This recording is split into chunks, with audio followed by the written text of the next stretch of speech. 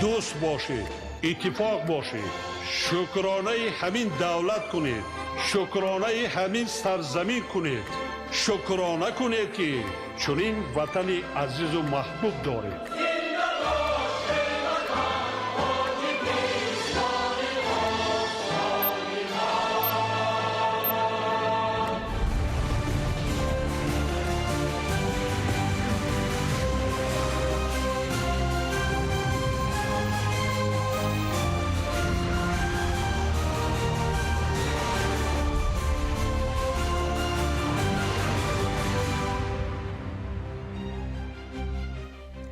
ассалому алайкум бинандаҳои гиромӣ. нашри муфассали барномаи ахборро бо муҳимтарин мавзӯъҳо манзураи шумо мегардонем.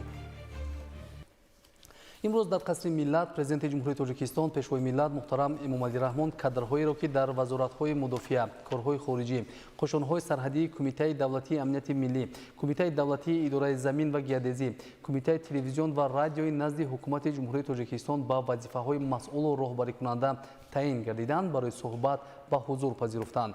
нахуст пешвои миллат фаъолияти сохторҳои низомӣ ва ҷузъу томҳои вазорати мудофиа ва қошонҳои сарҳадии кумитаи давлатии амнияти миллиро ҳамаҷониба таҳлил намуда таъкид намуданд ки дар шароити ҳассосу мураккаби ҷаҳони имрӯза ҳушёриву зиракӣ беш аз ҳарвақта дар ҳимояи марзу бӯми ватан, такмили омодагии ҷангӣ, таъмими пайвастаи техникаву лавозимоти муосир, табодули иттилоот, ҳамоҳангсозии фаъолияти ҷузъу томҳо ва умуман таъмини амну суботи кишвар аз вазифаҳои аввалиндараҷа ҳар як роҳбар бояд бошад. бартараф намудани сабабу омилҳои халалдоркунандаи фаъолияти мунтазами хизматӣ дар воҳидҳои низомӣ, пешгирӣ, қонунвайронкунӣ миёни хизматчиёни ҳарбӣ, тарбияи навазкарон дар рӯҳияи ватандӯстӣ, омӯзиши техникаи муосири ҷангӣ ва забонҳои хориҷӣ, таъмини ҳамаҷонибаи ҷузъу томҳо бо ашёи зарурӣ аз мавзӯъҳои асосии суҳбат буд. мутобиқи банди 8 моддаи 69 Конститутсияи ҷумҳурии тоҷикистон, пешниҳодҳои президенти ҷумҳурии тоҷикистон муҳтарам Эмомалӣ Раҳмон дар бораи қатъ намудани ваколати судяи суди конститутсионии ҷумҳурии тоҷикистон Ҷамшедзода Ҷамшед Назаршоҳ бинобар вафоташ, дар бораи интихоб намудани судяи суди конститутсионии ҷумҳурии тоҷикистон Ходирзода Ҷурабек Шариф ва дар бораи бозхон намудани Аминзода Сайдабону Рустам бо сабаби расидан ба синни ниҳоӣ дар вазифаи судя будан ба Маҷлиси Миллии Маҷлиси Олии Ҷумҳурии Тоҷикистон манзур карда шуданд. дар якчанд сохторҳои вазорати мудофиа ва қошонҳои сарҳадии кумитаи давлатии амнияти миллӣ низ тағйироти кадрӣ сурат гирифта, комиссарони ҳарбии як қатор шаҳру ноҳияҳои мамлакат ва сардорони баъзе отряду дигар воҳидҳои низомии қошонҳои сарҳадии кумитаи давлатии амнияти миллӣ аз ҳисоби афсарони соҳибтаҷриба таъмин гардиданд. фаъолияти мақомоти марбута дар самти пешгирии убуру ғайриқонунии сарҳади давлатӣ, қочоқи маводи мухаддир ва дигар молу маҳсулот аз ҳар як марзбони ҳушёру зиракӣ ва далериву шуҷоатро талаб менамояд, таъкид намуданд президенти кишвар муҳтарам Эмомалӣ Раҳмон. таъкид гардид ки кашфи фаъолияти гурӯҳҳои муташаккили ҷинояткорӣ бояд ҳаматарафа мавриди таҳлилу омӯзиш қарор гирифта, роҳу усулҳои мураккабу пешгӯинашавандаи қочоқчиён ошкор, пешгирӣ ва бартараф карда шаванд. зимни суҳбат бо кадрҳо доир ба софдилонаю содиқона ва бо виҷдони пок иҷро намудани вазифаҳои хизматӣ ба нафъи давлат ва мардуми Тоҷикистон дастуру тавсияҳо дода шуд. таъкид гардид ки ҳангоми иҷрои вазифа манфиатҳои давлат бояд дар мадди аввал қарор дошта бошанд. фармони президенти ҷумҳурии тоҷикистон дар бораи аз вазифаи раиси суди ноҳияи қубодиёни вилояти хатлон озод намудани Мамарасулзода мутобиқи моддаи 69 Конститутсияи ҷумҳурии тоҷикистон фармон медиҳам.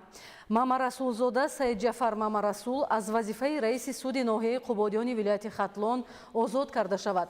Президенти ҷумҳурии тоҷикистон Эмомалӣ Раҳмон шаҳри Душанбе 23 апрели соли 2026 фармони президенти ҷумҳурии тоҷикистон дар бораи аз вазифаи сафири фавқулода ва мухтори ҷумҳурии тоҷикистон дар давлати Кувайт озод намудани Зубайдзода мутобиқи моддаи 69 Конститутсияи ҷумҳурии тоҷикистон фармон медиҳам. Зубайдзода Зубайдулло Наҷот бо сабаби ба кори дигар гузаштан аз вазифаи сафири фавқулода ва мухтори ҷумҳурии тоҷикистон дар давлати Кувайт ва ҳамзамон сафири фавқулода ва мухтори ҷумҳурии тоҷикистон дар салтанати Умон озод карда шавад. Президенти ҷумҳурии тоҷикистон Эмомалӣ Раҳмон шаҳри Душанбе 23 апрели соли 2026 фармони президенти ҷумҳурии тоҷикистон дар бораи сафири фавқулода ва мухтори ҷумҳурии тоҷикистон дар давлати Кувайт таъин намудани Нозири Хусрав. мутобиқи моддаи 69 Конститутсияи ҷумҳурии тоҷикистон фармон медиҳам Нозири Хусрав сафири фавқулода ва мухтори ҷумҳурии тоҷикистон дар давлати Кувайт таъин карда шавад. Президенти ҷумҳурии тоҷикистон Эмомалӣ Раҳмон шаҳри Душанбе 23 апрели соли 2026. фармони президенти ҷумҳурии тоҷикистон дар бораи сафири фавқулода ва мухтори ҷумҳурии тоҷикистон дар салтанати Умон таъин намудани Зубайдзода. мутобиқи моддаи 69 Конститутсияи ҷумҳурии тоҷикистон фармон медиҳад Зубайдзода Зубайдулло Наҷод сафири фавқулода ва мухтори ҷумҳурии тоҷикистон дар салтанати Умон таъин карда шавад. Президенти ҷумҳурии тоҷикистон Эмомалӣ Раҳмон шаҳри Душанбе 23 апрели соли 2026. фармони президенти ҷумҳурии тоҷикистон дар бораи муовини фармондеҳи қушунҳои сарҳадии Кумитаи давлатии амнияти миллии ҷумҳурии тоҷикистон оид ба ақибгоҳ таъин намудани Ҷунайдулло. мутобиқи моддаи 69 Конститутсияи ҷумҳурии тоҷикистон фармон медиҳам Ҷунайдулло ҳамроҳ Ҳабибулло муовини фармондеҳи қушунҳои сарҳадии Кумитаи давлатии амнияти миллии ҷумҳурии тоҷикистон оид ба ақибгоҳ таъин карда шавад. Президенти ҷумҳурии тоҷикистон Эмомалӣ Раҳмон шаҳри Душанбе 23 апрели соли 2026. қарори ҳукумати ҷумҳурии тоҷикистон аз 23 апрели соли 2026 дар бораи аз вазифаи муовини раиси Кумитаи телевизион ва радиои назди ҳукумати ҷумҳурии тоҷикистон озод намудани Рустамзода. ҳукумати ҷумҳурии тоҷикистон қарор мекунад Рустамзода Дилафрӯз Абдусалом бо сабаби ба кори дигар гузаштан аз вазифаи муовини раиси Кумитаи телевизион ва радиои назди ҳукумати ҷумҳурии тоҷикистон озод карда шавад. раиси ҳукумати ҷумҳурии тоҷикистон Эмомалӣ Раҳмон. қарори ҳукумати ҷумҳурии тоҷикистон аз 23 апрели соли 2026 дар бораи аз вазифаи директори муассисаи давлатии Академияи воситаҳои ахбори оммаи Тоҷикистон озод намудани Исматзода. ҳукумати ҷумҳурии тоҷикистон қарор мекунад Исматзода Саъди Маҳдӣ бо сабаби ба кори дигар гузаштан аз вазифаи директори муассисаи давлатии Академияи воситаҳои ахбори оммаи Тоҷикистон озод карда шавад. раиси ҳукумати ҷумҳурии тоҷикистон Эмомалӣ Раҳмон. қарори ҳукумати ҷумҳурии тоҷикистон аз 23 апрели соли 2026 дар бораи аз вазифаи директори Институти фалсафа, сиёсатшиносӣ ва ҳуқуқи ба номи Баҳоваддинов Академияи миллии илмҳои Тоҷикистон озод намудани Маҳмадизода. ҳукумати ҷумҳурии тоҷикистон қарор мекунад бо сабаби аз ташкилчиҳои Институти фалсафа, сиёсатшиносӣ ва ҳуқуқи ба номи Баҳоваддинови Академияи миллии илмҳои ҷумҳурии тоҷикистон Маҳмадизода Нозим Давлатмурод аз вазифаи директори Институти фалсафа, сиёсатшиносӣ ва ҳуқуқи ба номи Баҳоваддинови Академияи миллии илмҳои тоҷикистон озод карда шавад. раиси ҳукумати ҷумҳурии тоҷикистон Эмомалӣ Раҳмон. қарори ҳукумати ҷумҳурии тоҷикистон аз 23 апрели соли 2026 дар бораи аз вазифаи муовини вазири маориф ва илми ҷумҳурии тоҷикистон озод намудани Абдулхолиқзода. ҳукумати ҷумҳурии тоҷикистон қарор мекунад Абдулхолиқзода Лутфия Абдулхолиқ бо сабаби ба кори дигар гузаштан аз вазифаи муовини вазири маориф ва илми ҷумҳурии тоҷикистон озод карда шавад. раиси ҳукумати ҷумҳурии тоҷикистон Эмомалӣ Раҳмон. қарори ҳукумати ҷумҳурии тоҷикистон аз 23 апрели соли 2026 дар бораи аз вазифаи муовини сардори хадамоти назорати давлатии бехатарии корҳо дар саноат ва соҳаи коҳкорӣ назди ҳукумати ҷумҳурии тоҷикистон озод намудани Азиззода. ҳукумати ҷумҳурии тоҷикистон қарор мекунад Азиззода Табассум Баҳром бо сабаби ба кори дигар гузаштан аз вазифаи муовини сардори хадамоти назорати давлатии бехатарии корҳо дар саноат ва соҳаи коҳкорӣ назди ҳукумати ҷумҳурии тоҷикистон озод карда шавад. раиси ҳукумати ҷумҳурии тоҷикистон Эмомалӣ Раҳмон. қарори ҳукумати ҷумҳурии тоҷикистон аз 23 апрели соли 2026 дар бораи муовини якуми раиси Кумитаи давлатии идораи замин ва геодезии ҷумҳурии тоҷикистон таъин намудани Бобозода. ҳукумати ҷумҳурии тоҷикистон қарор мекунад Бобозода Хуршед Сафар муовини якуми раиси Кумитаи давлатии идораи замин ва геодезии ҷумҳурии тоҷикистон таъин карда шавад. раиси ҳукумати ҷумҳурии тоҷикистон Эмомалӣ Раҳмон. қарори ҳукумати ҷумҳурии тоҷикистон аз 23 апрели соли 2026 дар бораи муовини раиси Кумитаи телевизион ва радиои назди ҳукумати ҷумҳурии тоҷикистон таъин намудани Соҳибзода. ҳукумати ҷумҳурии тоҷикистон қарор мекунад صاحبزاده برنون نوزیر معاون رئیس کمیته تلویزیون و رادیوی نزد حکومت جمهوری تاجیکستان تعیین کرده شود. رئیس حکومت جمهوری تاجیکستان امومعلی رحمان. қарори ҳукумати ҷумҳурии тоҷикистон аз 23 апрели соли 2026 дар бораи директори муассисаи давлатии телевизиони варзиш таъин намудани шарифзода ҳукумати ҷумҳурии тоҷикистон қарор мекунад шарифзода али сайнабӣ директори муассисаи давлатии телевизиони варзиш таъин карда шавад. раиси ҳукумати ҷумҳурии тоҷикистон эмомалӣ раҳмон. қарори ҳукумати ҷумҳурии тоҷикистон аз 23 апрели соли 2026 дар бораи директори муассисаи давлатии академияи воситаҳои ахбори уммаи тоҷикистон таъин намудани каримзода.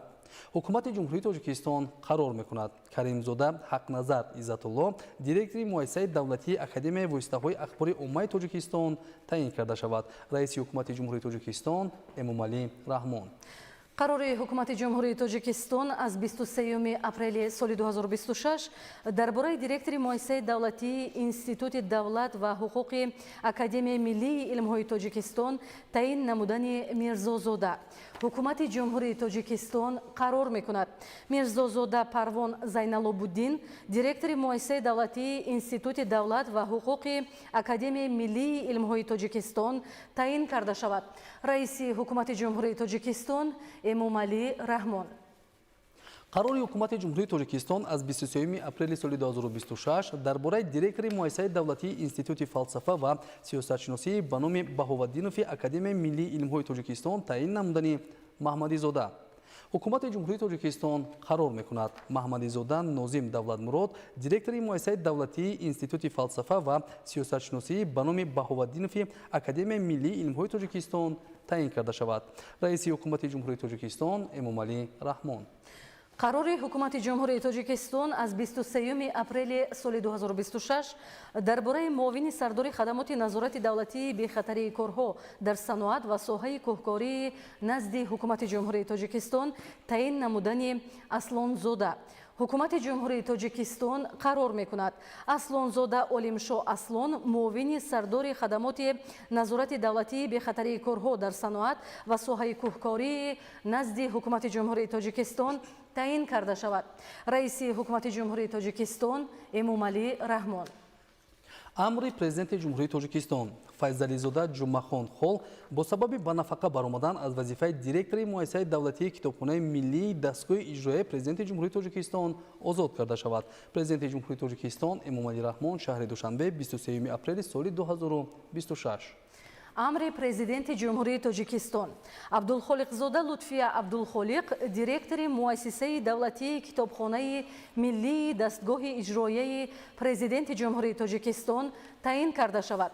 президенти ҷумҳурии тоҷикистон эмомалӣ раҳмон шаҳри душанбе 23 апрели соли 2026 амри президенти ҷумҳурии тоҷикистон ташрифзода собир сиҷоат директори муассисаи давлатии варзишгоҳи миллии дастгоҳи иҷроияи президенти ҷумҳурии тоҷикистон таъин карда шавад. президенти ҷумҳурии тоҷикистон эмомалӣ раҳмон шаҳри душанбе 23 апрели соли 2026 бинандаҳои азиз, барномаи ахборро идома медиҳем. дар маҷлиси намояндагони маҷлиси олии ҷумҳурии тоҷикистон доир ба рафти иҷрои барномаи рушди забони давлатӣ барои солҳои 2020-2030 муҳокимаи парламентӣ баргузор гардид. таъкид гардид ки дар партави сиёсати хирадмандонаи давлату ҳукумати ҷумҳурии тоҷикистон масъалаи ҳифз, рушд ва таҳкими забони давлатӣ ҳамчун яке аз пояҳои муҳими давлатдорӣ ва ҳастии миллӣ мавқеи махсус касб намудааст. забони давлатӣ на танҳо воситаи муошират, балки омили асосии ҳифзи арзишҳои миллӣ, таъриху фарҳанг ва худшиносии миллат ба ҳисоб меравад. аз рӯзҳои аввали соҳиби истиқлолӣ ҳукумати кишвар ба масъалаи рушди забони тоҷикӣ таваҷҷӯҳи ҷиддӣ зоҳир намуда дар ин самт як қатор санадҳои муҳими давлатӣ қабул гардиданд. аз ҷумла қабули қонуни ҷумҳурии тоҷикистон дар бораи забони давлатии ҷумҳурии тоҷикистон, қоидаҳои имлои забони тоҷикӣ ва аломатҳои китобати забони тоҷикӣ ва барномаи рушди забони давлатӣ барои солҳои 2020-2030 идомаи мантиқии ин сиёсати созанда буда барои таҳкими мавқеи забони давлатӣ дар тамоми соҳаҳои ҳаёти ҷомеа заминаи устувор фароҳам меорад. баландбар доштани маърифати ҳуқуқи шаҳрвандон муҳимтарин василаи ошкору пешгирӣ намудани амалҳои берун аз талаботи қонун мебояд. Аз ин лиҳоз узви ниҳоду сохторҳои дахлдор суҳбату мулоқот бо ҷомеаро бештар менамоянд. Мақомоти прокуратура зимни баргузории як ҷамъомад дар шаҳру ноҳияҳои вилояти Соғд ва шаҳри Душанбе иштирокчиёнро ба ҳамкории зич дар самти мубориза ва пешгирии ҳама гуна кирдорҳои ҳуқуқӣ даъват намуданд. мулоқоти аввал дар толори маҷлисгоҳи мақомоти иҷроияи маҳаллии ҳокимияти давлатии шаҳри бостонии Исфара доир гардид. таъкид намуданд, ки масъалаҳои таҳкими ваҳдати миллӣ ҳамчун пояи устувори пойдорӣ, истиқлолияти давлатӣ, баландбардоштани сатҳи худшиносӣ ва худогоҳии миллӣ, мубориза бар зидди хурофотпарастӣ, таъассуби динӣ, ифротгароӣ ва терроризм, инчунин тарбият дар рӯҳияи ватандӯстӣ ва масъулияти шаҳрвандӣ бахусус дар байни ҷавонон аз мавзӯъҳои рӯз буда бояд, ки ҳамагон ба масъалаи мазкур таваҷҷӯҳи ҳамеша дошта бошанд. прокурори генералии ҷумҳурии Тоҷикистон зимни суханронии худ доир ба таҳкими қонуният, тартиботи ҳуқуқи пешгирӣ ва паст намудани сатҳи ҳама гуна ҷинояткорӣ, аз ҷумла ҷиноятҳои террористиву экстремистӣ, маводи мухаддир дар ҷомеа, инчунин риояи бечунучарои қонунҳои миллии ҷумҳурии Тоҷикистон дар бораи танзими ҷашну маросим дар ҷумҳурии Тоҷикистон, дар бораи масъулият барои таълиму тарбияи кӯдак ва дар бораи тарбияи ватандӯстии шаҳрвандон ибрози ақида намуда, таъкид намуданд, ки худогоҳӣ ва худшиносии миллӣ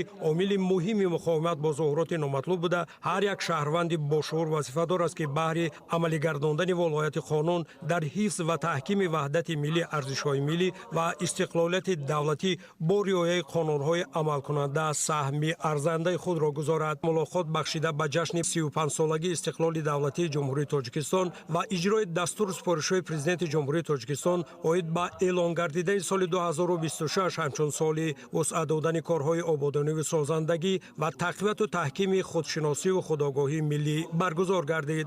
дар мулоқот сокинони шаҳри Исфара дар робита ба мавзӯи худогоҳии худшиносии миллӣ василаи мубориза бо таассуб ва хуруфот фаъолона иштирок намуда, андешаҳои худро иброз доштанд. чорабинӣ дар фазои созанда ва бо ҳадафи баланд бардоштани маърифати ҳуқуқӣ ва сиёсии аҳолӣ, тақвияти ҳисси худогоҳии миллӣ ва пешгирии падидаҳои номатлуб ҷамъбаст гардид. дар мулоқоти навбатӣ бо сокинони шарафманди шаҳри Конибодом изҳор гардид, ки ваҳдати миллӣ на танҳо рамзи сулҳу оромӣ ва суботи сиёсӣ, балки омили асосии рушди устувори ҳамаи соҳаҳои ҳаёти ҷомеа ва давлат мебошад. дар шароити мураккаби ҷаҳони имрӯза, ки таҳдиду хатарҳои гуногун, буҳронҳои геополитикиву геоиқтисодӣ ва дигар равандҳои печида хоси он мебошад, нигоҳ доштани фазои сулҳу субот ва таҳкими ваҳдати миллӣ вазифаи муқаддаси ҳар фарди бедордилу ватандӯст ба ҳисоб меравад. миллати фарҳангиву тамаддунсози тоҷик аз оғози таърихи ташаккулёбии худ пуштибону тарғибгари фарҳанги сулҳ ва оини сулҳофарӣ буд. сокинони бароманди шаҳри Конибодом низ вобаста ба ваҳдату худшиносии миллӣ баромад карда изҳор намуданд, ки ба шарофати сулҳ, оромӣ, суботи сиёсӣ, ваҳдати миллӣ ва тадбирҳои андешидаи ҳукумати мамлакат имрӯз сатҳу сифати зиндагии мардум пайваста боло меравад ва шаҳрвандони Тоҷикистон ба хотири фардои ободи ватан ва ояндаи дурахшони фарзандону наберагони худ ба заҳмати созандаву ободгарона машғуланд. дар фарҷоми мулоқот бори дигар изҳор карда шуд, ки дар шароитҳои ҳозира ҳар як фарди худогоҳи мамлакатро зарур аст, ки барои дар рӯҳияи ватандӯстиву ватанпарварӣ ва расидан ба қадри истиқлолу озодӣ, сулҳу субот ва ваҳдати миллӣ тарбия кардани фарзандони худ, яъне наврасону ҷавонон ҳамеша саъю талош варзанд. ҳамчунин дар шаҳри Конибодом барои 178 нафар ятим аз шаҳрҳои Исфара ва Конибодом дастархони идона ороста шуда барномаи консертӣ пешниҳод гардид. зимни суханронӣ зикр гардид, ки пешвои муаззами миллат муҳтарам Эмомалӣ Раҳмон мунтазам ба ятимону бепарасторон меҳрубонии беандоза ва таваҷҷӯҳи хоса зоҳир намуда, барои онҳо ҳамеша шароити мусоид фароҳам меоранд. дар фарҷом аз номи президенти ҷумҳурии Тоҷикистон муҳтарам Эмомалӣ Раҳмон ба ҳамаи наврасон тӯҳфаҳои хотиравӣ тақдим карда шуд.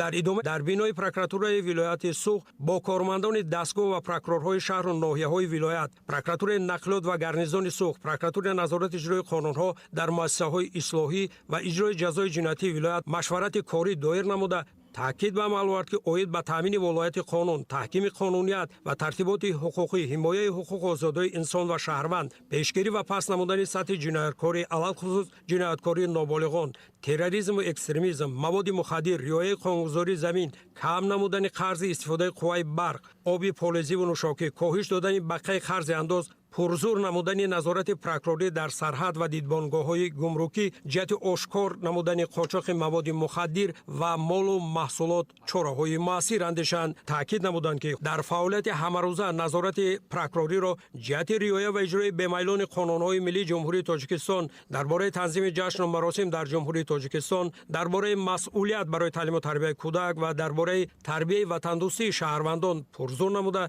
جهت در عمل تطبیق نمودن طلبات‌های قانون‌های مذکور چاره‌های به تأخیر اندیشیده شود. در ملاقات مسئولین پروکراتورای گنرالی جمهوری تاجیکستان با کارمندان و ساکنان و فعالان ناحیه اسماعیل سامانی اظهار داشتند که هدف اساسی چنین ملاقات‌ها بلندبرداشتن معرفت حقوق شهروندان، تحکیم احترام به قانون و پیشگیری هر گونه ظهورات نامطلوب در جامعه میباشد.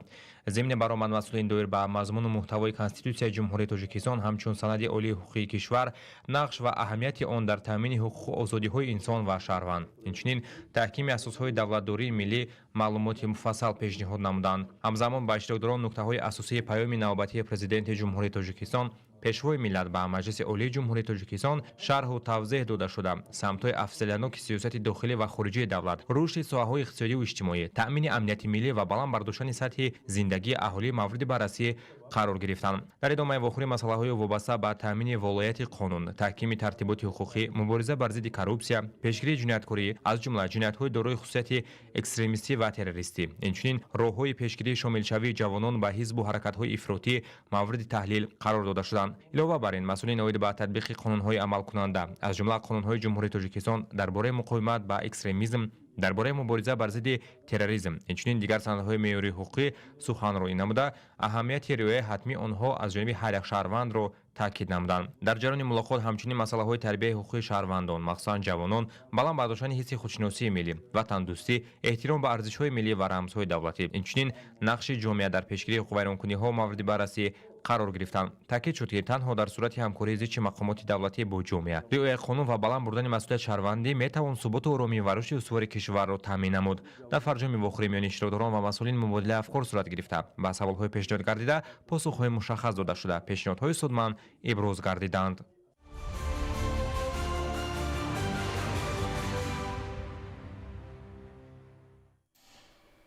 با استقبال جشن 35 سالگی استقلال دولتی در ولایت خطلون تدبیرهای سازنده جهت بهتر نمودن شرایط کاری کارمندان ساحه امور و تحکیم زمینه‌های مادی و تکنیکی عملی گردیده ایستادند. این اقدام‌ها با دستگیری حکومت کشور راه اندازی شده و بلند برداشتن ثمره‌ناکی فعالیت ساحه روانه شدند. شرح بیشتر در تهیه همکارانمان. با استقبال جشن 35 سالگی استقلال دولتی جمهوری تاجیکستان در ولایت خطلون جهت بهتر نمودن شرایط کار و فعالیت کارمندان ساحه агентии آماری نزد پرزیدنت جمهوری تاجیکستان در ولایت و تقویت زمینه‌های مادی و تکنیکی ساحه تدبیرهای مهمی سازندگی عملی گردیده ایستادند.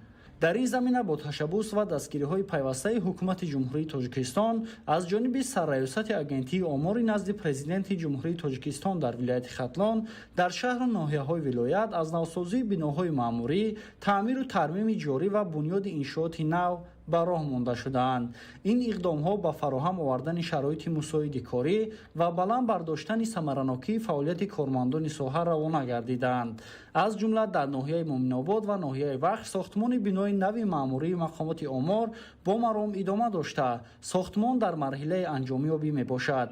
پیش‌بینی می‌گردد که انشاءات مذکور در عرفه جشن مقدس ملی مورد بهره برداری قرار گرفته برای کارمندان شرایط مناسب فعالیت را فراهم می‌آورد. سال 2024 بنای سرریاست با همه شرایط‌هایش مورد بهره برداری قرار گرفت. تا این دوره در ریاست شعبه‌ها و بخش‌های امور ناحیه عبدالرحمن جامع، یاوان، ناحیه خراسان، ناحیه شهر توس، قبودیان، ناصر خسرو، جیهون 5 از تعمیر کلی برآورده شده و در شهر و ناحیه‌های کلوب، مومن‌آباد، ناحیه دنغره، وخش تعمیر رفته ایستاده است. همزمان در دیگر شهر و ناحیه‌های ولایت خطلون کارمندان ساحه آمار با تکنیک و تجهیزات معاصر و لوازمات ضروری کاری تامین گردیده فعالیت خود را در سطح بلند به راه ماندند. این روند امکان می‌دهد که جمع‌آوری کارکرد و تحلیل معلومات آماری با صفت بلند و مطابق با طلبات زمان معاصر انجام داده شود.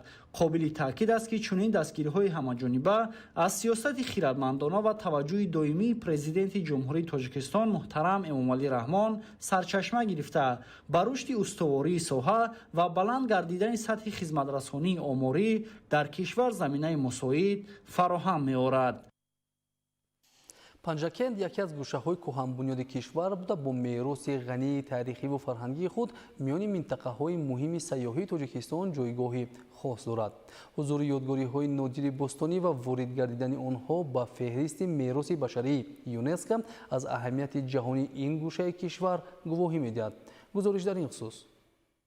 شهر پنجکند همچون مرکزی مهم تاریخی و فرهنگی دارای ده‌ها یادگاری‌های نادر باستانی میباشد که هر یکی از گذشته پرقناوت ملت تاجیک شهادت میدهند. امروزها 6 یادگاری تاریخی و فرهنگی این شهر به فهرست میراث جهانی یونسکو شامل گردیده موقع پنجکند را در خریطه سیاحی جهان باز هم استوارتر نموده است. در بین آنها یادگاری‌های بی‌نظیر سرزم باستان و پنجکند قدیم جایگاه نمایان دارند. این موضع‌ها نه تنها برای محققان و باستانشناسان بلکه برای سیاحان داخلی و خارجی نیز جالب و دیدنی به شمار میروند. جهت حفظ و نگهداری این میراث گرانبها از جانب حکومت کشور تدبیرهای ضروری اندیشیده شده زمینه مساعد برای آموزش و معرفی آنها فراهم آورده شده است. در این سمت تأسیس مؤسسه دولتی پایگاه باستانشناسی پنجکند سرزم قدم مهم ارزیابی میگردد. پایگاه مذکور همچون مرکز علمی و فرهنگی فعالیت خود را در سمت حفظ، آموزش و معرفی یادگاری‌های تاریخی به راه مانده است. در نزد پایگاه 2 ممنوعگاه تاریخی و 2 آثارخانه فعالیت می‌کنند که نگهداری آثار نادر تاریخی را تامین می‌نمایند. مسئولیت حفظ و نگهداری این گنجینه‌های تاریخی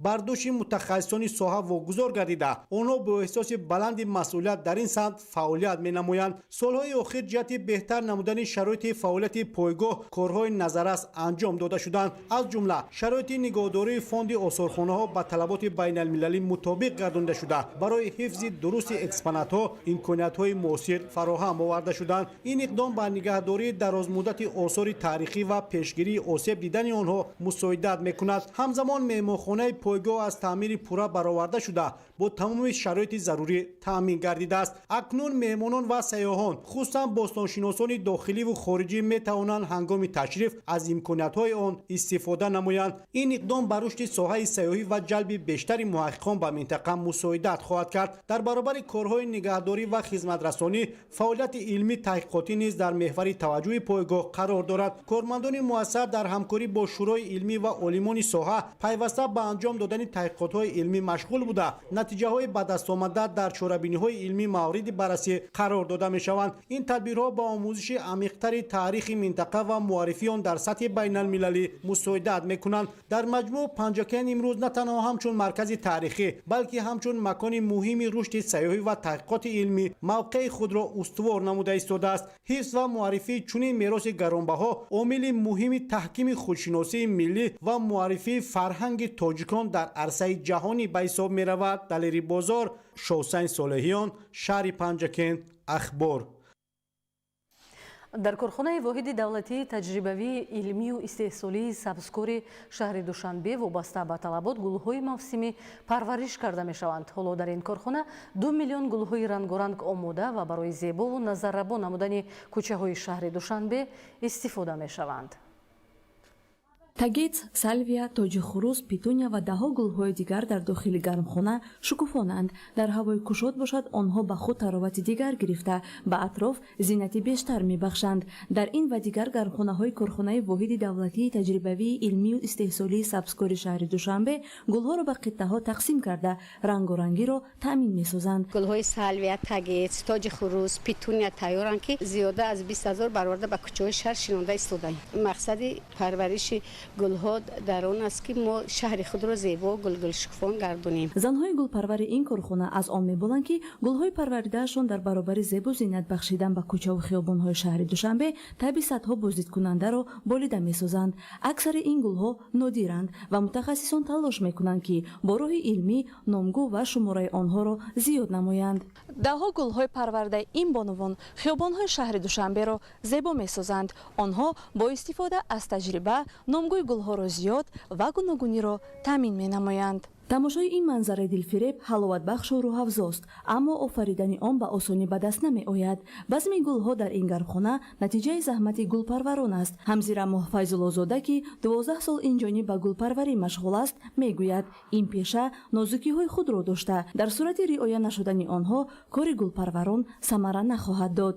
من طول 12 سال شد کار و فعالیت دارم در ساحه گلپروری. ما در گرمخانه ها از گل‌های موسمی تگه، سالویه، تاج خروس، پیتونی پرورش میکنیم. گل‌های موسمی برای زیبا گرداندن کوچه‌های شهر تیار میباشند. در گرمخانه های ما زیاده از 2 میلیون گل تیار میباشد برای برآوردن و شناندن در شهر دوشنبه. феълан дар корхонаи воҳиди давлатии таҷрибавии илмию истеҳсолии сабзкори шаҳри душанбе 2 миллион гулҳои рангоранг барои шинонидан омода карда шудааст ва ҳамарӯза аз ин корхона аз 50 то 100 ҳазор дона гул дар кӯчаву хиёбонҳои шаҳри душанбе шинонида мешавад. гулҳои ин гулистон нодиранд. зебоии баҳори ҳуҷаста ва базми гулҳо чеҳраи тамошогаронро болида нигоҳ хоҳад дошт. либоси миллӣ яке аз муҳимтарин унсурҳои фарҳанг ва ҳуввияти ҳар як миллат ба ҳисоб меравад. таърихи либоси миллии тоҷикон хеле қадимӣ буда, аз замонҳои бостон сарчашма мегирад. бо ибтикори кумитаи корбозанон ва оилаи назди ҳукумати ҷумҳурии Тоҷикистон ин навбат дар боғи Алишери Навоии пойтахт намоиши сару либоси миллӣ таҳти унвони тоҷикона мепӯшем доир гардид. малика саидзода гузориш медиҳад. баргузории аксияи тоҷикона мепӯшем иқдоми муҳим барои эҳё ва рушди фарҳанги либоспӯшии миллӣ, баланд бардоштани худшиносӣ ва арзгузорӣ ба анъанаҳои ниёгон мебошад. иштироки фаъоли вазорату идораҳо низ нишон медиҳанд ки давлат ба таҳкими фарҳанг, ифтихори миллӣ ва рӯҳияи ватандӯстӣ аҳамияти ҷиддӣ медиҳанд. дар идомаи татбиқи сиёсати давлатӣ ҷиҳати ҳифз ва тарғиби арзишҳои миллӣ дар боғи фарҳангии фароғатии Алишер Навоӣ иқдоми фарҳангӣ таҳти унвони тоҷикона мепӯшем бо иштироки фаъолонаи як қатор вазорату идораҳо баргузор гардид. дар ин чорабинӣ кормандони агентии омур, кумитаи рушди маҳал, кумита оид ба таҳсилоти ибтидоӣ, кумитаи меъмор ва сохтмон иштирок намуда бо либосҳои миллӣ ҳузури фаъолона нишон доданд. ҳадафи асосии иқдоми тоҷикона мепӯшем эҳё ва густариши фарҳанги либоспӯшии миллӣ, баланд бардоштани ҳисси худшиносии миллӣ ва арзгузорӣ ба анъанаҳои ниёгон арзёбӣ мегардад. иштирокдорони чорабинӣ бо намоиши гуногуни либосҳои миллӣ ки дорои нақшу нигори хосаи тоҷикона мебошад, фазои идонаро рангоранг ва ҷолиб гардониданд. либоси миллӣ нишонаи таъриху фарҳангдории давлати тоҷиконро нишон медиҳад. вақте ки либоси миллӣ агар аз байн равад, яъне урфу одату нишонаи аз байн рафтани таъриху миллат мебошад. аз ин хотир имрӯзҳо мо бо унвони тоҷик кӯшиш ба харҷ намуда истодаем ки бештар либоси миллии худро ба бар намуда тарғиб ташвиқ намоем. зебу зиннати зан модари тоҷик ин либоси миллӣ мебошад. иштироки фаъоли вазоратҳо дар чунин иқдомҳо далели равшани таваҷҷӯҳи давлат ба рушди фарҳанги миллӣ ва тақвияти рӯҳияи ватандӯстӣ мебошад. бояд зикр намуд ки иқдоми тоҷикона мепӯшем минбаъд низ дар дигар муассисаҳо ва шаҳру ноҳияҳои кишвар идома меёбад. дар вилояти мухтори кӯҳистони Бадахшон даври вилоятии озмуни катбонои беҳтарин бо натиҷаҳои шоиста ҷамъбаст гардид. иштирокдорон бо маҳорату ҳунари воло анъанаҳои миллиро муаррифӣ намуда маҳорати баланди худро дар пухтупаз ва идораи рӯзгор ба намоиш гузоштанд. озмуни катбонои беҳтарин ҳамасола дар вилояти мухтори кӯҳистони Бадахшон ва дигар шаҳру ноҳияҳои он бо мақсади ҷалби бонувони ҳунарманд ва ҷавондухтарон ба ҳунари пухтупаз доир мегардад. озмуни мазкур тарғибгари фарҳанги ниёгон, эҳёкунандаи мероси аҷдодии тоҷикон ба ҳисоб рафта барои аз байн нарафтани як қатор расму оинҳои миллии қадима мусоидат мекунад. дар ҷанбасти озмун бонувони ҳунарманд аз шаҳру ноҳияҳои вилоят иштирок намуда маҳсулоти хӯрокаро ба намоиш гузоштанд. шартҳои асосии озмун аз ороиши дастархон, малакаи дурусти истифода ва ҷойгиркунии зарфу ашё, омода ва пешниҳоди таомҳои миллию маҳаллӣ ва муосир, хӯрокҳои аз байн рафта, хӯришҳои болаззат, инчунин пешниҳоди маълумоти шифоҳӣ оид ба ном, таркиб ва арзиши ғизои он иборат буд. ҳамчунин пешниҳоди наво оид ба тарзи омода намудани таомҳои миллӣ низ ба назар гирифта шуд. мақсади баргузории озмун ин тарғиб ва эҳё намудани хӯрокҳои аз байн рафта, хӯрокҳои тарзи дастархонороӣ, омода намудани جوان دختران به حیات مستقل می‌باشد. تاکید گردید که محض زن مادر تاجیک است که عرف و عادت‌های نیاگان را از نسل به نسل انتقال می‌دهد. برگزاری چنین آزمون‌ها گواهی توجه دولت و حکومت نسبت به زنان و جوان دختران اینچنین ارزگذاری به فرهنگ ملی عنوان می‌گردد. غالبان آزمون با دیپلم مقامات اجرایی حاکمیت دولتی ولایت، شاه جایزه و تحفه‌های خاطروی سرفراز گردانیده شدند. در فرجام برنامه فرهنگی عبارت از رقص و سرود فضای ایدانه را رنگین نمود. در شهر و ناحیه‌های کشور مرحله ناحیوی آزمون جمهوری شاهنامه‌خوانی ادامه دارد. این چوربینی فرهنگی در ناحیه‌های یوون و ورزاب نیز با اشتراک فعال خوانندگان مؤسسه‌های تعلیمی برگزار گردیده استعداد و مهارت نورسان را در حفظ و قرائت آثار بی‌زوال شاهنامه به نمایش گذاشت.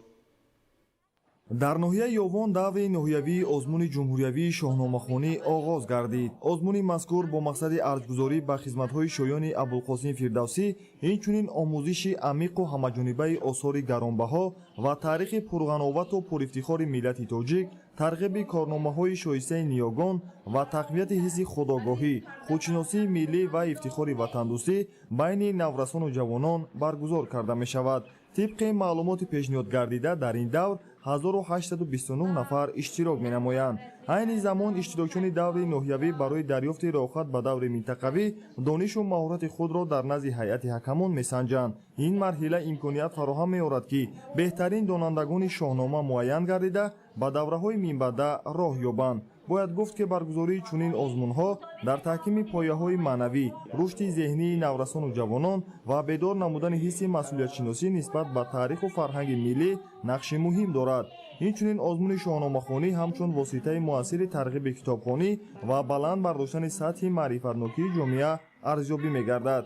قابل تاکید است که با تشبث پرزیدنت جمهوری تاجیکستان پیشوای ملت محترم امامعلی رحمان سال 2025 کتاب شاهنامه به هر خاندان تاجیک تقدیم گردید. این اقدام فرهنگ پرورانه زمینه مساعد فراهم آورد تا که ساکنان کشور بخصوص نورسان و جوانان با مطالعه این اثر بی‌زوال بیشتر رو آورند و در آزمون‌های سطح جمهوریوی فعالانه اشتراک نمایند. در ناحیه ورزاب دوری ناحیوی آزمون جمهوریوی شاهنامه‌خوانی برگزار گردید. ابراز گردید که آزمون جمهوریوی شاهنامه‌خوانی با مقصد ارزگذاری به خدمت‌های شاعر کلاسیک تاجیک ابوالقاسم فردوسی و آموزش آثار و تاریخی پرغناوت و پرافتخار ملت تاجیک، آموزش عمیق و همه‌جانبه کارنمایی‌های شایسته نیاگان ملت، دوام تاریخ، تقویت حس خودآگاهی و خودشناسی ملی و افتخار وطن‌دوستی برگزار می‌گردد. در دور یکم آزمون 599 داوطلب اشتراک نمودند. از این شماره 307 نفر آن به دور دوم را خط گرفتند. این آزمون تصادفی نبوده، دوام منطقی یک سلسله آزمون‌ها در سمت ترغیب و تشویق علم و دانش و جلب مردم به آثار هویت‌سازی گذشتگان میباشد. برگزاری چنین آزمون‌ها با گسترش فرهنگ کتابخوانی، بالا بردن ذوق ادبی و تحکیم خودشناسی ملی بین جوانان مساعدت نموده در تربیت نسل دانشمند و وطندوست نقش مهم می‌گذارد.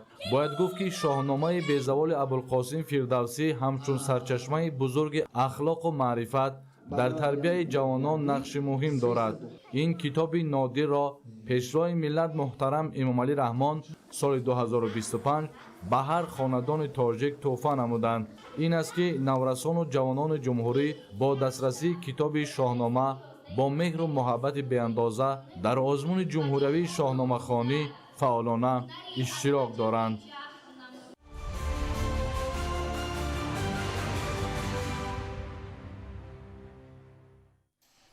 فراوانی سبزواتی барвақтӣ дар бозорҳо бозгӯи он аст ки кишоварзон ба ин самти афзалиятноки соҳаи кишоварзӣ таваҷҷӯҳи бештар зоҳир мекунанд. дар шаҳри ҳисор низ бо истифода аз таҷриба ва истифодаи имкониятҳои табиӣ масоҳати гармхонаҳои мавсимӣ ва доимӣ зиёд карда мешавад. таваҷҷӯҳ намоед. гармхонаҳо василаи асосии таъминкунандаи бозор бо сабзавоти барвақтӣ дар тамоми фасли сол буда нисбат ба кишти кушод бартарии зиёд дорад. омори муқоисавӣ нишон медиҳад ки аз гармхонаҳо ва заминҳои кушод нишондиҳандаҳои ин бахши соҳаи кишоварзӣ афзуда таъминоти аҳолӣ бо сабзавот بهتر گردیده است. استحصال سبزوات در سالهای 1991-2025 در جمهوری تاجیکستان، سال 1991 322,499 تonna، سال 2010 1,142,624 تonna، سال 2015 1,666,573 تonna، سال 2020 2,480,595 تonna، سال 2025 3,377,903 تonna. از گرمخانه دائمی خوجگی دهقانی میهن 2025 در شهر حصار که مساحت آن 2 گکتار را تشکیل می‌دهد، خوجگیداران با جمع‌آوری حاصل سبزوات از کشت سیوم مشغولند. از این گرمخانه تیپ نو که با اصول کریگی ساخته شده است، هفته 3 مراتبگی بیشتر از 500 کیلوگرمی سبزوات بروقتی از قبیل پمیدور بلغاری با بازارهای شهر دوشنبه پیشنهاد می‌گردد. انتخاب نوع‌های بلندحاصل و جلب متخصصان صاحب تجربه در این گرمخانه با زیاد گردیدن نشان دهنده‌های استحصالی سبب گردیده است. طولی 2 سال می شود که کار فعالیت خود را دوام داده ایستاده‌ایم. بازارهای دوشنبه را با محصولات خود تامین کرده ایستاده‌ایم. محصولات ما از محصولات خارجی خیلی هم فرق دارد، هم مزه، هم نمود، همه طرفه. در مجموع از کشت‌های تکراری از همین گرمخانه تا 100 تن سبزوات بروقتی به دست می‌آوریم.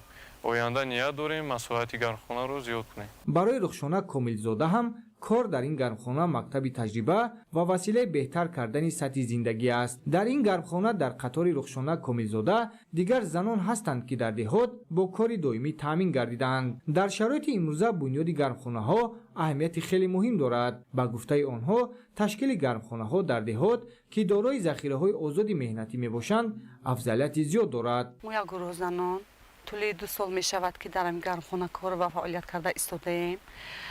ما مهنت میکنیم. وقتی که مهنت خودمون رو میبینیم خیلی خرسند شده.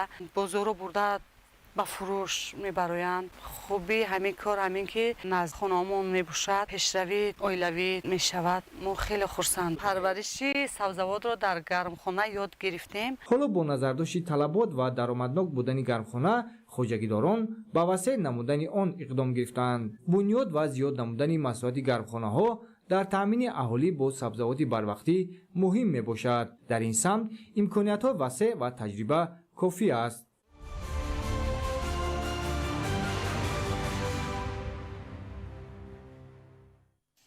در شهر دوشنبه بخشیده به تطبیق و رشد برنامه ملی تشکل طرز حیات سالم در جمهوری تاجیکستان برای سالهای 2022-2026 همایش علمی برگزار گردید. در چاره‌بینی مسائل مهمی وابسته به ترغیب طرز حیات سالم و بهداشت سلامتی اهالی بررسی شدند. تفصیلات بیشتر در گزارش مهراب عبدالستار.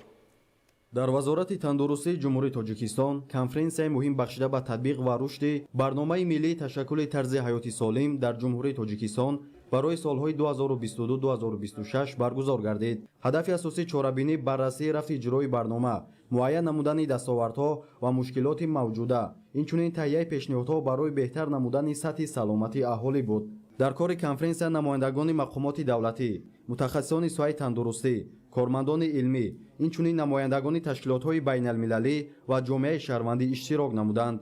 اشتراکچیان مسائل مهم را وابسته به ترغیب طرز حیات سالم، پیشگیری بیماری‌ها و بلند برداشتن معرفت طبی اهالی مورد بررسی قرار دادند. در این شورا وابسته به عملی سازی برنامه در سطح وزارت اداره‌ها معلومات مفصل منظور گردید. البته برنامه تشکل طرز حیات سالم که خاراکتر یعنی سطح ملی است و در اساس این هر یک رئیسان ولایت‌ها، شهر و ناحیه‌ها قرارهای داخلداری خود را قبول نمودند که این عامل میتواند باعث پیشگیری یک قطار بیماری‌های صورتی و غیر صورتی گردد. ضمن سخنرانی‌ها تاکید گردید که طرز حیات سالم یکی از عامل‌های اساسی تامین نمودن رشد استوار جامعه و بهتر نمودن صفت زندگی اهالی به حساب می‌رود. در دایره برنامه مذکور با مسائل‌های پیشگیری بیماری‌های غیر سرایتی از جمله بیماری‌های دل و رگ، دیابت قند، فربهی و دیگر بیماری‌ها توجه مخصوص ظاهر کرده می‌شود.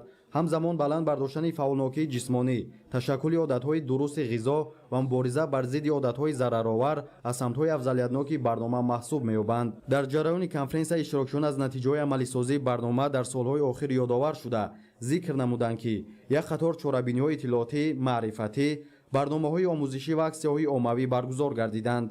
این اقدام به تحکیم سیاست دولتی در سمت حفظ سلامتی اهالی و ترغیب طرز حیات سالم مساعدت می‌نماید. آن همزمان برای بلند برداشتن معرفت طبی و جلب فعال جامعه به زندگی سالم زمینه استوار فراهم می‌آورد.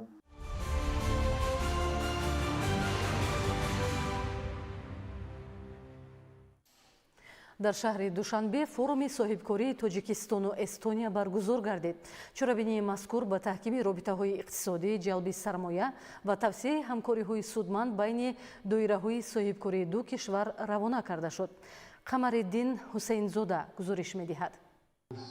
در شهر دوشنبه در دایره گسترش همکاری‌های اقتصادی و تجارتی بین پالاتای سودا و صنعت جمهوری تاجیکستان و پالاتای سودا و صنعت استونیا فورومی صاحبکاری تاجیکستان و استونیا برگزار گردید. چرابینی مذکور با تحکیم رابطه‌های اقتصادی، جلب سرمایه و توسعه همکاری سودمند بین دایره‌های صاحبکاری دو کشور روانه کرده شد. در کار فروم نمایندگان ساختارهای دولتی، صاحبکاران، سرمایه‌گذاران و دایره تجارتی هر دو کشور اشتراک نموده مسائل مهم رشد همکاری‌های متقابلا سودمند را بررسی کردند. طور اطلاع داده شد در چرابینی هیئتی عبارت از 8 شرکت استونیا و زیاده از 40 شرکت وطنی اشتراک داشتند. شرکت‌های مذکور در بخش‌های متالورگیا، کارکرد و صادرات متال‌های رنگه، کارکرد پرده‌های متالی، تکنولوژی‌های اطلاعاتی، لوجستیکا،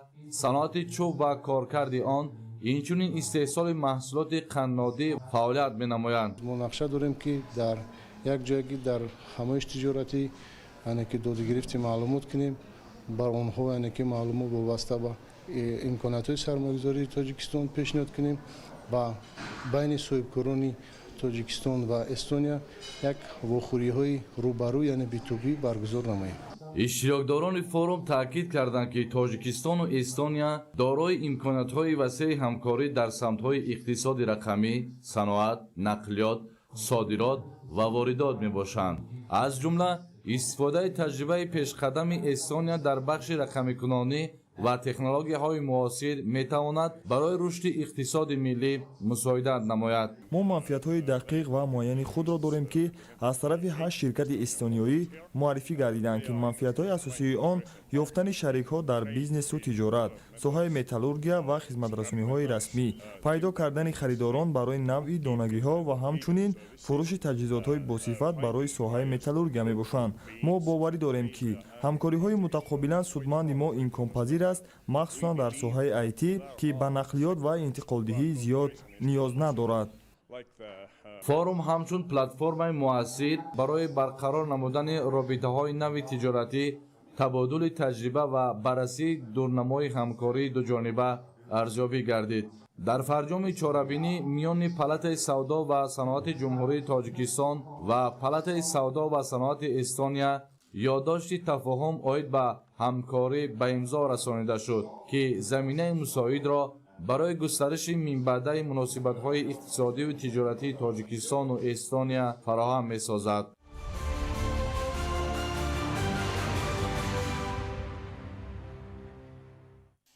در ناحیه میرسعید علی حمدانی توجه به رشد ساحه ورزش و فراهمسازی شرایط معاصر برای تمرین ورزشکاران روز به روز تقویت می‌یابد.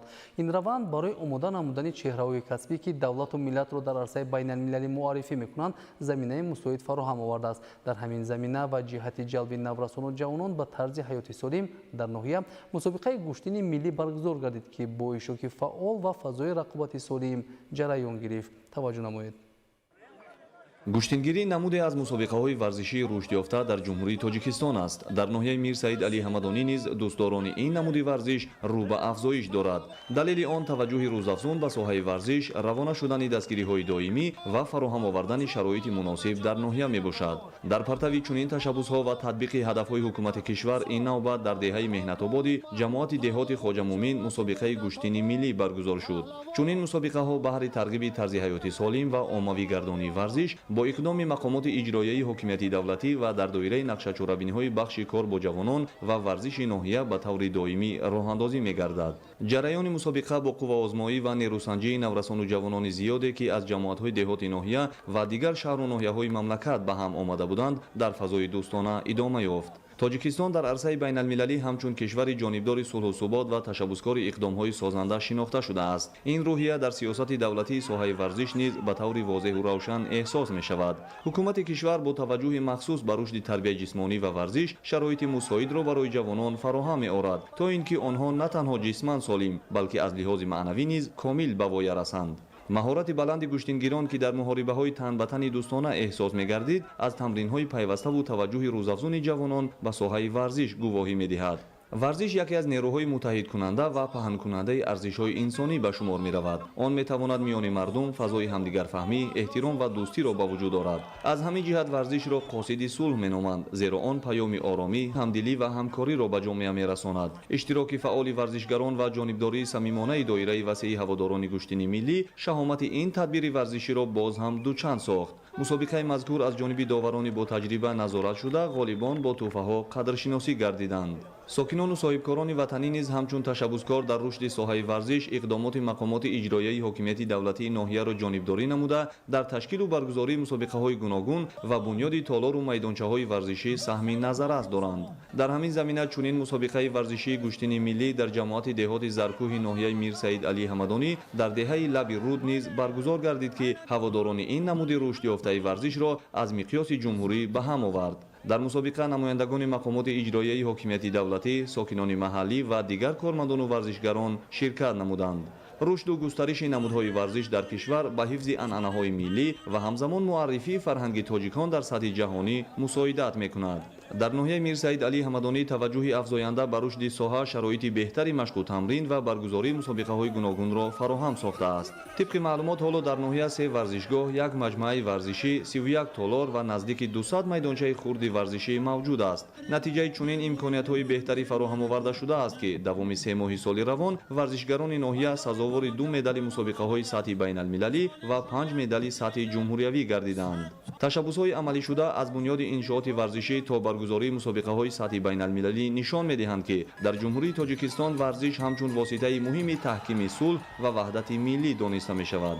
ташаббусҳои амалишуда аз бунёди иншооти варзишӣ то баргузории мусобиқаҳои сатҳи байналмилалӣ нишон медиҳанд, ки дар ҷумҳурии Тоҷикистон варзиш ҳамчун воситаи муҳими таҳкими сулҳ ва ваҳдати миллӣ дониста мешавад. паҳлавонон баҳри ноил шудан ба шоҳҷоизаи мусобиқа, ки 2 нақлиёти сабукрав пешниҳод шуда буд, бо ҳам рақобати солими дӯстона намуда, истеъдоди баланди варзишии хешро бо партофтҳои ҷолиби муҳорибавӣ, ки аз усулҳои касбиву вижаи гӯштингирист, муаррифӣ намуданд. дар интиҳои мусобиқа ғолибон муайян ва бо тӯҳфаҳо сарфароз гардонида шуданд. олим носирзода, хуршеди нодирхон, ноҳияи Мир Саид Али Ҳамадонӣ, ахбор.